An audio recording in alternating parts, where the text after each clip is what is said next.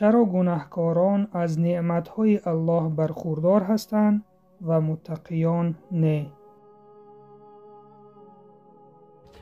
و علیکم السلام و رحمت الله و برکاته. یک برادر سوال دادین، گفتین که حضرت مقصد یک مسئله مرا در بعضی بندگان خدا را در تشویش می دارد و آنها شبهه پیدا میکنن.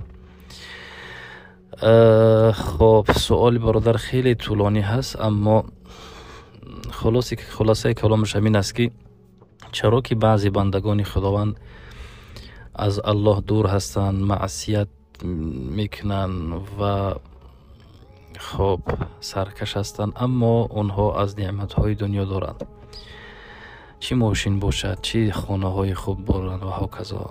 در برابر اون یک نفری هست که پایبند تقوا و عبادت هست، اما از این نعمتهای خداوند محروم هست. برادر امین سوال را داده است.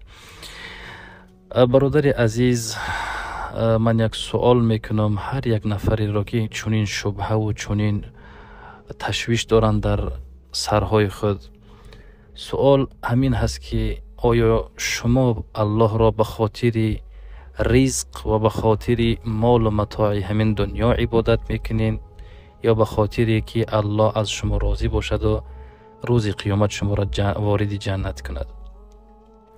البته اگر که به خاطر همین دنیا خدا را عبادت کنی، به خاطر که من نماز میخوانم و خدا مرا بای بکن، پس تو خدا را نشناختی، پس تو مفهومیت عبادت را نفهمیدی. این دنیا برادر عزیز دار امتحان هست. خداوند کدام بنده ایش را که خاص میدهد. قطعی نظر اون بنده صالح هست یا عاصی هست یا ملحد هست یا مطلق ایمان ندارد، الله عزوجل بعضی بندگانش را از نعمتهای دنیا میدهد به خاطر امتحان، به خاطر که باز هم عذاب اونها را در روز قیامت زیاد کند، به خاطر که باز هم اونها کفر و معصیتشان زیاد شوند. اما بعضی بندگانش را خداوند از بعضی نعمتها دور می سازد به خاطر که اون بنده مغرور نشود، اون بنده از خدا دور نشود. حدیثی هست که پیامبر اکرم صلی الله علیه و سلم گفتند ان الله یعطی دنیا من احب و من لم احب ولكن یعطی الایمان فقط من احب. با تحقیق که گفتم پیامبر اکرم صلی الله علیه و سلم که الله این دنیا و متاع دنیا را میدهد به هر یک نفری که هر یک نفری را که دوست می‌دارد یا که دوست نمی‌دارد، الله برای اون میدهد. اما ایمان را خداوند میدهد فقط آن شخصی را که دوست می‌دارد. امروز برادر عزیز، وقتی که تو ایمان داری، وقتی که تو عبادت الله را قایم میکنی، تو بایترین انسان هستی. از همه سختترین عقاب همین هست برادر عزیز من که امروز اگر تو نماز نخوانی، الله وقتی که تو را نمیخواهد که تو نزد اون سجده کنی، این عقاب وزبین ترین هست. اما این مال دنیا و متاع دنیا برادر عزیز خداوند هر کسی را خواست میدهد.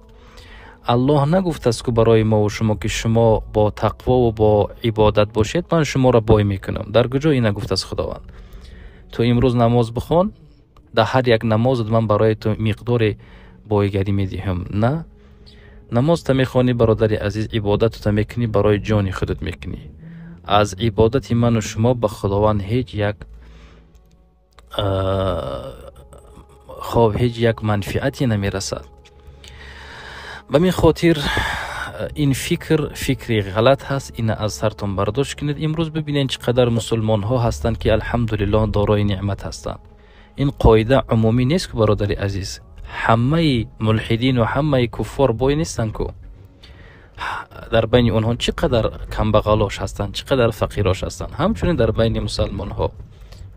زیرا قانون دنیا همین هست برادر عزیز که اگر امروز من یک مثال برای شما میزنم، اگر یک آدم پایبندی با عبادت باشد، 5 وقت نمازش با جماعت بخواند، اما در خانه بنشیند و هیچ کوشش نکند، البته اون در دنیا ظفر نمییابد، اون همون زل فقیرانه زندگی میکند. در برابر اون یک آدمی هست که مطلق به خدا ایمان ندارد، اما اون آدم مجتهد هست، کسب می آموزد، کتاب می خوند، تعلیم می گیرد، پگاهی بر وقت می خیزد، از پشت علم می دود، خداوند اون آدم را نتیجهش را می دهد. اون آدم یک آدم متخصص می شود، البته از نعمت های دنیا برداشت می کند. قانون دنیا برادر عزیز همین هست. قانون دنیا این نیست که کسی که عبادت می کند اون باید، کسی عبادت نکرد اون آدم در فقر، در عذاب قرار می گیرد. خداوند نگهدارتون باشد.